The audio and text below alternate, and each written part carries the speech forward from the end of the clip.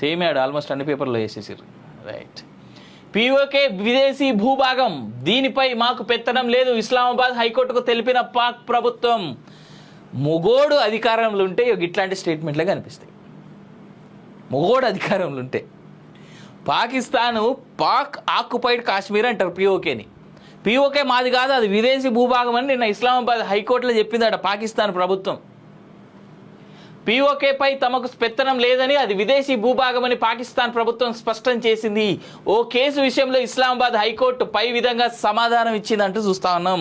గత కొన్ని రోజులుగా మీకు గుర్తున్నదా, మన ఛానల్లో మనం పీఓకే గురించి మాట్లాడుతూ ఉన్నాం. ఇగో నిజంగా చాతనైనోడు రాష్ట్రాన్ని దేశాన్ని పాలిస్తే వచ్చేటువంటి సమాధానాలు ఇట్లే ఉంటాయి. నిన్న 1,00,000 కిలోల బంగారం ఇండియాకు వచ్చింది అనేటువంటి మాట చూసినాం కదా. 1991లో మన్మోహన్ సింగ్ తాకట్టు పెట్టిండు. 1991 కాంగ్రెస్ ప్రభుత్వం తాకట్టు పెట్టింది. అప్పటికి మన్మోహన్ సింగ్ ఇంకా అధికారంలో లేడు కానీ